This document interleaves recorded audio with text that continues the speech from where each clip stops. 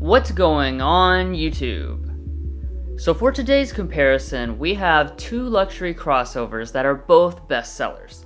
The Lexus RX 350, which is the best-selling luxury crossover in America, and the Acura MDX, which is the best-selling luxury three-row crossover.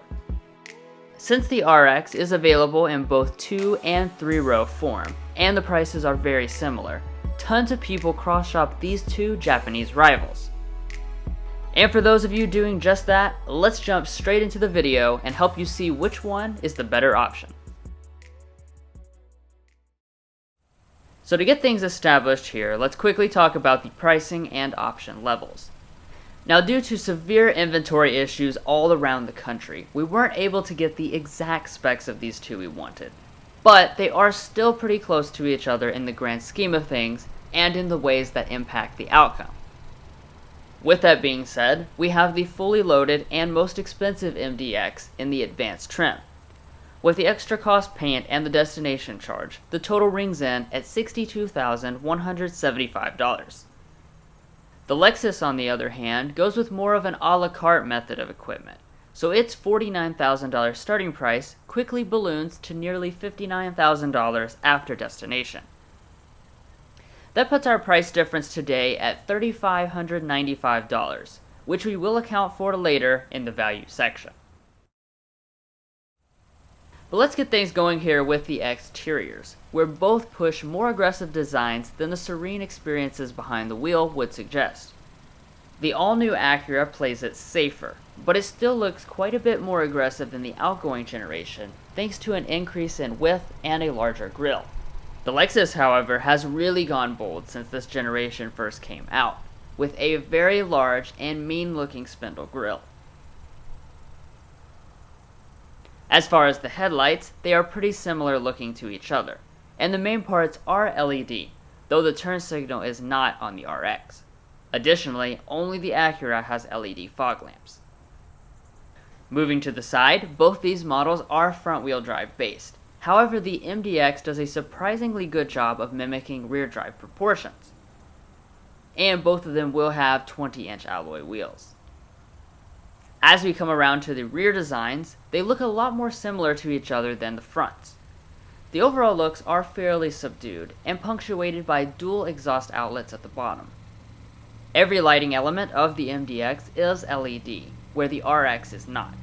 But the RX does hide the rear wiper for a more premium look. Both models can tow when properly equipped, but the MDX can handle about a third more weight. Now, checking out some of the individual features, both of their mirrors have heating, power folding, auto dimming, and blind spot monitoring with rear cross traffic alert. In addition to BSM, both also include pretty much every other safety system you can think of. Among them are forward emergency braking with pedestrian detection, adaptive cruise control with stop and go, lane keeping assist, rear auto braking, and auto high beam headlights. And the last thing on the outside are the warranties, which are identical except for the Lexus offering 2 free maintenance visits.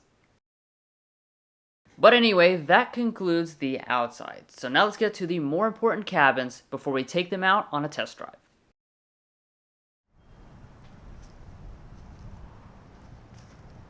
So first, walking up to them, both have smart entry systems and nice key fobs.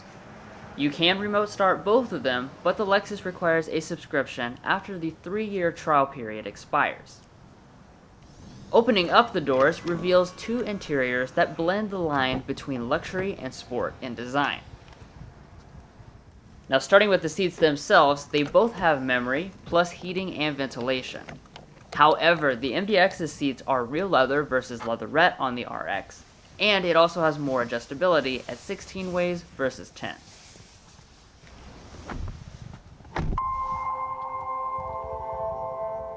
Once fully inside the cabins, we can begin to investigate the material quality, where both impress.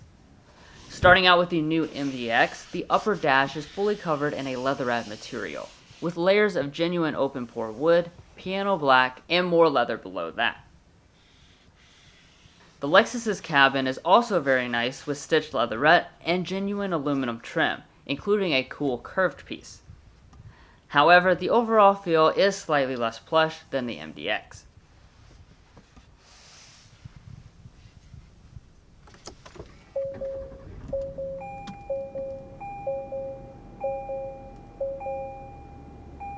After startup, you'll be greeted by two premium and cool-looking gauge clusters.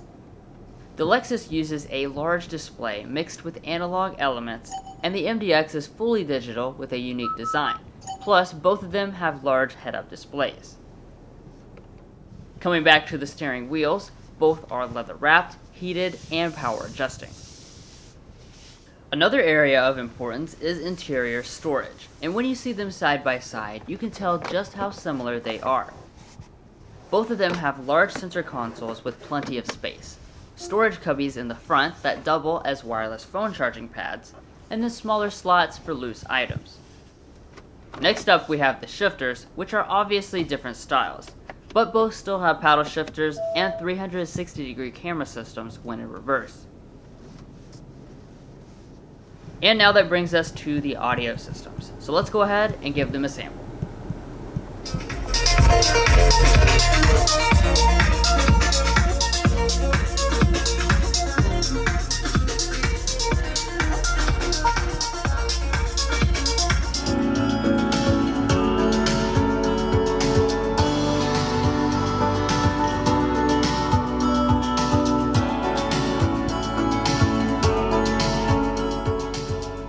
Overall sound qualities are both superb, but the MDX deserves a half point for throwing in the beautiful metal speaker grills. Now as far as climate controls, both have 3-zone automatic setups, and seats that automatically heat or cool. Alright, so now that takes us up to the infotainment systems. There are actually a lot of similarities between them, starting with the fact that they are both 12.3-inch displays. Both also use dash-mounted touchpads to control the system, though the Lexus also throws in a touch screen, which is something missing from the MDX. As far as other features to point out, navigation is included with both models, as well as Android Auto and Apple CarPlay abilities. However, only the MDX can run both of those systems wirelessly. Finally, to wrap up the front of the interiors, both have auto-dimming rear-view mirrors, but only the Acura has a panoramic sunroof. But now let's head around to the rear, where the rest of the family will be. As far as measurements are concerned, the space is extremely similar between the RX and the MDX in the second row, but there is something to keep in mind with the RX. Lexus makes it available in both a regular and extended L model, and the L is the only model to offer a third row of seating. But even if that option is chosen, it still provides less space than the MDX's standard third row. Now let's talk about the features. Both of them have rear vents and USB ports, but the MDX has the leg up with heated rear seats and sunshades. Moving out back, both have hands-free power tailgates, and once they open up, the MDX's size advantage becomes known. Since it is a larger vehicle, it has about a 15 cubic foot advantage as a maximum. Even the extended L maxes out at 58 cubic feet. Alright, so that's going to end things on the inside. But now let's take them out on the road to see how they stack up. So when you start driving these two, you'll notice some similarities, particularly under the hood. Both go with smooth 3.5-liter naturally aspirated V6 engines that make just slightly less than 300 horsepower. As you would expect, that does mean that both have similar acceleration numbers.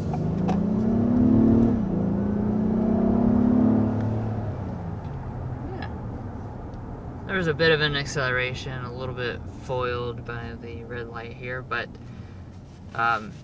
you can already tell this has got plenty of power on board.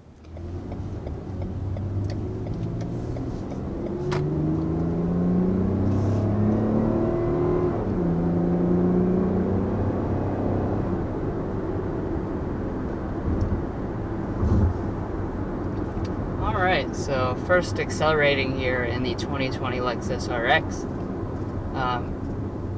You can immediately tell, just right off the bat, how refined this powertrain setup is. you'll probably say it many times during this test drive, but comfort and just kind of having a refined experience is the focus of the RX, and it continues to be here in 2020. As far as the rest of the powertrains, the MDX has a 10-speed automatic transmission compared to an 8-speed automatic in the Lexus.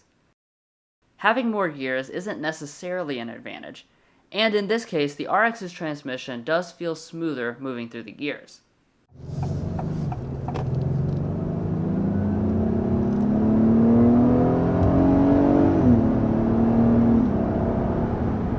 There you go, we got cleared out of some traffic there. I got a good acceleration.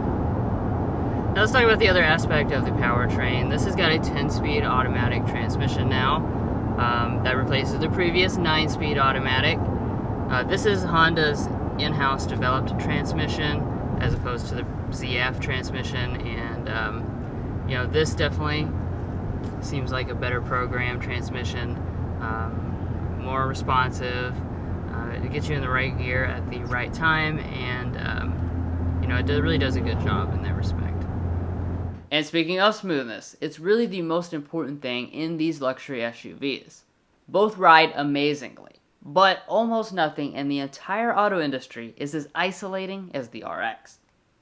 Kind of just cruising down. I mean, this is what this car is mainly going to be doing, is probably driving around in a city, suburban area, and this car, I mean, it is definitely in the top luxury cars that we've ever driven as far as comfort goes. I mean, there are very few cars.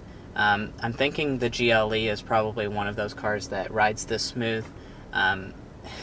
It's really quite remarkable that a car can ride this smooth. I mean, you forget that you're even in a car. I mean, it's just like take a nap. And then these seats, like, what the heck? I mean, they're so comfortable. It's as comfortable as sitting on your house sofa. Like, I mean, it really is. And like, it's so quiet. And you just sit and you just kind of, wow. And just cruising along here, wow. The MDX, this and the Lexus RX are some of the most comfortable vehicles money can buy, and I am just incredibly impressed with what this MDX has to offer here. I mean, it is sublime in its ride quality.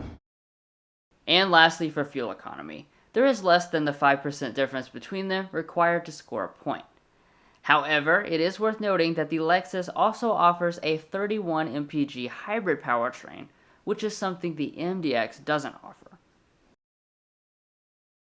So before we see the final winner, we can't forget about the price difference between these two of $3,595. To represent this value, the RX will receive a half point per $1,000, or 2 points. And that's it, everybody, for this comparison between two Japanese luxury SUV heavyweights. As you can see, the end result is not too far apart, and which one you prefer will probably have a lot to do with your personal preference. Let us know in the comments below which one you guys would pick. Anyway, thanks for joining us for this car Confections comparison, and we'd really appreciate if you'd go ahead and subscribe to the channel to help us continue making more comparisons and our signature full review videos. Take care and stay safe out there.